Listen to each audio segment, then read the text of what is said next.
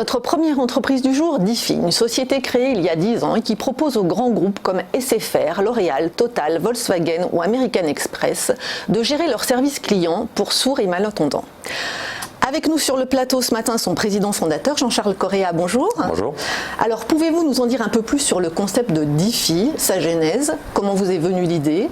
Alors l'idée m'est venue parce que je connaissais des sourds et je connaissais leurs problématiques à la fois d'accessibilité et d'employabilité. Ça m'a donné envie d'essayer de trouver une solution qui combinait tout ça. Et le concept, c'est de permettre à des personnes sourdes de devenir conseillers clients et de gérer pour le compte de grands donneurs d'ordre la relation client avec le public sourd. Alors, est-ce qu'on peut avoir une idée du nombre de personnes sourdes ou malentendantes qu'il y a en France aujourd'hui ? On estime en France qu'il y a 4 millions de personnes sourdes ou malentendantes. Ça comprend des seniors également. Donc voilà, tout le monde ne pratique pas la langue des signes, mais ça fait beaucoup de personnes qui ont des difficultés à communiquer au téléphone pour appeler un service client par exemple. Et alors, qui sont vos clients ? Est-ce qu'on en a cité quelques-uns ? Est-ce que c'est tout secteur confondu ? Est-ce que c'est plutôt des grandes entreprises, des PME ? Est-ce qu'ils sont plutôt français ? Est-ce que vous avez aussi des clients étrangers ? Alors aujourd'hui, nos clients sont plutôt français, sont plutôt des grandes entreprises, voire des très grandes entreprises. La relation client pour les personnes sourdes, ça représente un tantième du volume d'appels global qu'ils reçoivent. Donc s'ils reçoivent beaucoup d'appels, ils sont nécessairement intéressés par nos solutions parce qu'ils auront effectivement parmi leurs clients un certain nombre de clients sourds qui veulent les appeler, qui ne peuvent pas le faire aujourd'hui, qui ne peuvent pas le faire avant de nous connaître. Et alors concrètement, qu'est-ce que vous leur proposez à ces clients ? De créer carrément ce service ? Est-ce que vous prenez en charge ensuite la gestion ? Comment ça se passe ? Est-ce que vos salariés sont chez eux ? Est-ce que vous le faites de votre entreprise à vous ? Alors il y a différents scénarios qui sont possibles. Ce qu'on leur propose, c'est de prendre en charge la totalité de la relation client, comme le ferait n'importe quel outsourceur sous-traitant. Donc on connaît les grandes marques, je peux les citer, les Téléperformance, les Webhelp, etc. du marché. On fait la même chose donc avec nos conseillers et on va faire depuis chez nous ou depuis chez les clients avec nos conseillers qui sont formés aux outils de nos donneurs d'ordre, de nos clients. Donc on va utiliser leurs applications pour répondre directement, principalement en webcam ou en chat, aux clients sourds qui contactent les marques. Mais alors vos équipes sont formées justement à quand même la relation client, c'est pas quelque chose d'inné ou d'évident. Est-ce qu'il y a une formation ? Alors, la relation client, c'est un métier en fait. Le constat que j'ai fait au départ sur l'employabilité, c'était parce que les personnes sourdes souvent n'avaient pas de diplôme, donc n'avaient pas de métier, donc n'avaient pas de travail. Donc on a entrepris de les former au départ avec un partenaire qui est l'AFPA, l'opérateur de formation. Parce qu'il n'y avait pas de centre de formation pour les personnes sourdes. Pas du tout, pas pour ce domaine-là en tout cas. Donc on a créé une formation, plutôt on a adapté une formation qui était déjà existante de conseiller client en langue des signes.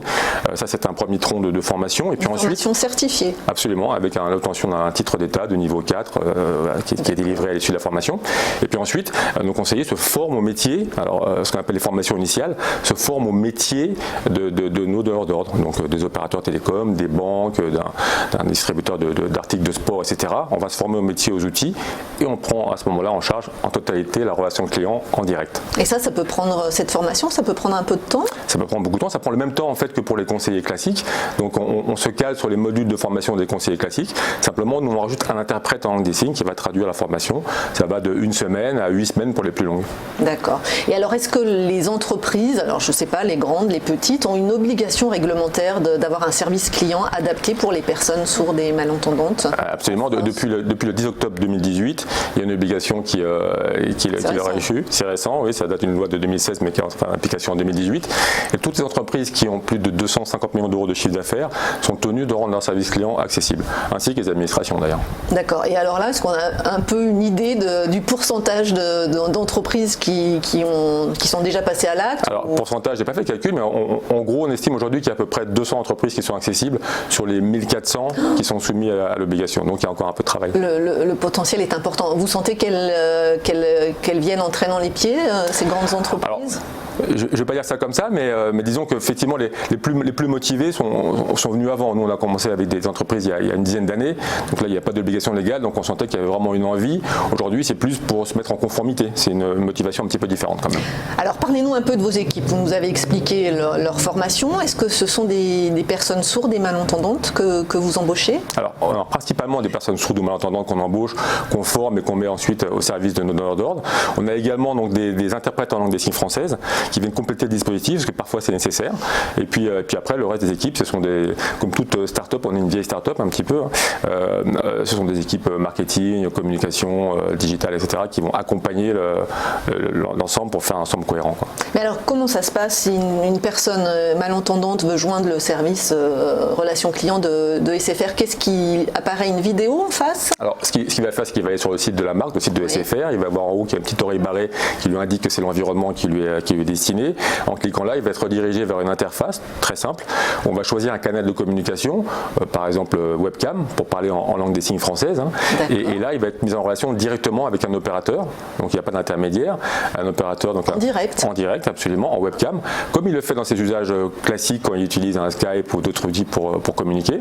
Il va pouvoir poser son cas, il y a un problème sur sa facture, sur son abonnement, et l'opérateur, hein, qu'on appelle un vidéo conseiller client chez nous, va lui répondre directement en utilisant les outils que SFR met à disposition.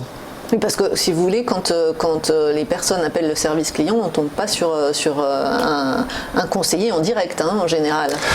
C'est en général, il n'est pas forcément employé par la marque, mais il est quand même en direct. Normalement, il a la capacité de répondre directement aux questions que vous lui posez. Mais peut-être qu'il appartient à un sous-traitant, c'est possible. D'accord. Et alors, qu'est-ce qui vous différencie aujourd'hui de vos concurrents? D'abord, est-ce qu'il y a beaucoup de concurrence sur ce marché? Bien sûr, aujourd'hui, le marché que nous on a créé en 2009, il s'est étoffé, les concurrents sont apparus, avec des approches un petit peu différentes. C'est plutôt bon signe, ça veut dire que le marché il mûrit.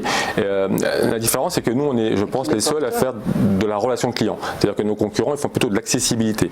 Eux, ils mettent plutôt des interprètes à disposition des personnes sourdes, par exemple, voilà, exactement, qui vont faire le go-between, l'intermédiaire entre la personne sourde et la marque, par ses opérateurs ou ses sous-traitants.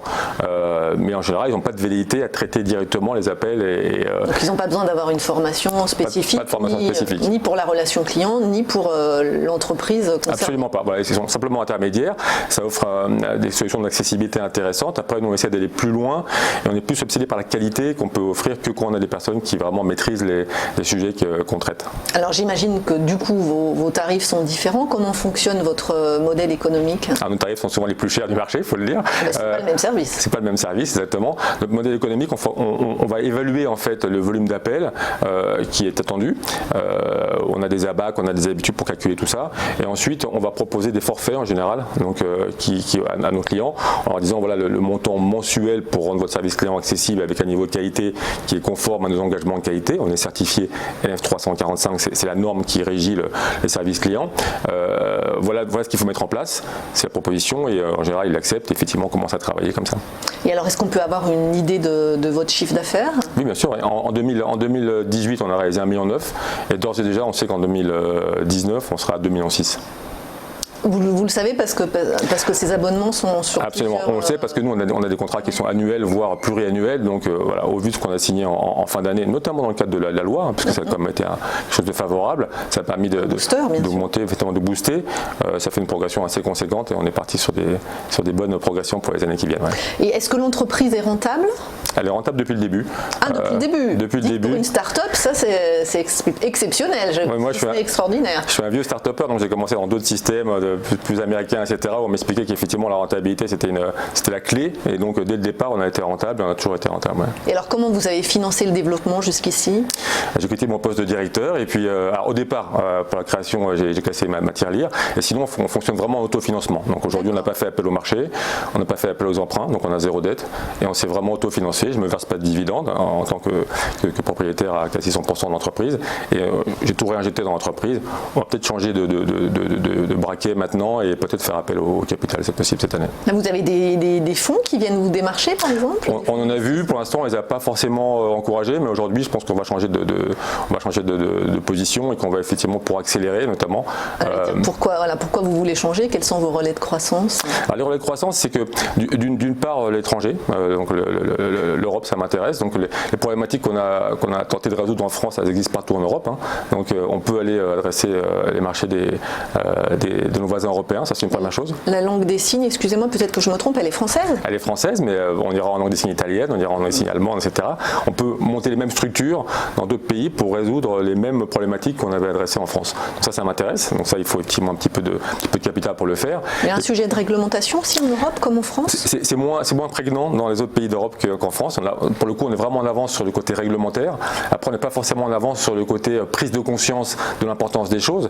Donc là-bas, il y a pas mal de pays, même des pays du Sud, en Espagne, etc., où ils sont un peu plus en avance sur nous dans la conscience, mais pas au niveau réglementaire. Mais pas parce qu'il y a plus de personnes malentendantes. Non, la répartition elle est homogène partout en Europe, il n'y a pas de raison, effectivement qu'il en soit différemment, mais du coup, voilà, c'est des marchés qui s'ouvrent à nous. Et la Commission européenne, au niveau européen, il n'y a pas de directive. Il n'y a pas de directive au niveau européen, à ma connaissance. Je ne suis pas un expert, mais à ma connaissance, on a quand même regardé un petit peu le marché. Mais néanmoins, encore une fois, le besoin, il est là. Donc, on ne va pas forcément attendre le cadre législatif pour avancer. Bien sûr. Donc, je vous ai coupé. Donc, les pays en Europe, c'est plutôt l'Italie, c'est plutôt... L'Europe du Sud, c'est plus facile pour nous culturellement parce que, voilà, d'accès. L'Angleterre, on n'ira pas parce qu'il y a déjà des choses qui ont été faites. Donc, on a un marché qui est beaucoup plus structuré en Angleterre. Donc, c'est pas forcément une cible. En revanche, l'Allemagne, l'Italie, le Portugal, l'Espagne, etc. Et puis les pays scandinaves, c'est des pays qui nous intéressent fortement, donc on va essayer d'y aller. Ouais. Et alors les pays scandinaves qui sont toujours en avance, surtout, en tout cas au niveau humain, là, non? Il y a des initiatives, il y a pas mal d'initiatives d'entreprises, mais c'est pas un courant fort au niveau des pays. On n'a rien constaté de très... vraiment, le seul pays qui est vraiment en avance en Europe, c'est l'Angleterre, le Royaume-Uni. D'accord. Et au niveau de la France, vous estimez que vous avez déjà atteint une taille critique ou il y a encore d'autres développements? Non, il y a du développement à venir en France sur notre marché spécifique qui est la relation client pour les personnes sourdes ou malentendantes. Et puis on va non pas pivoter mais élargir un peu l'offre et commencer à faire du chat. L'idée c'est d'avoir toujours des métiers qu'on peut rendre accessibles à des personnes sourdes. Or le chat qui se développe aujourd'hui à travers d'une part les chatbots puis ensuite l'action des agents humains, c'est un métier qui nous intéresse. Donc on va aussi élargir notre offre et proposer aux entreprises, à nos clients et puis à des prospects de gérer pour eux leur relation client par chat avec des personnes sourdes ou des personnes handicapées en général. Mais voilà. Oui, j'allais vous dire, est-ce que vous pouvez élargir votre domaine à d'autres handicaps? Absolument. C'est vraiment la volonté d'élargir, de pas qu'on reste un ghetto de sourds pour sourds. C'est pas ça. Nous, on est une entreprise adaptée, donc notre travail, aussi notre mission, c'est de ramener à l'emploi de façon pérenne des travailleurs en situation de handicap. Donc on va aussi élargir les handicaps en gardant notre ADN. Dans défi, il y a DEF, ça veut dire sourd, donc ça reste quand même le fondement de notre entreprise. Merci Jean-Charles Correa, président fondateur de Défi. On vous souhaite beaucoup de succès dans cette entreprise vraiment très louable.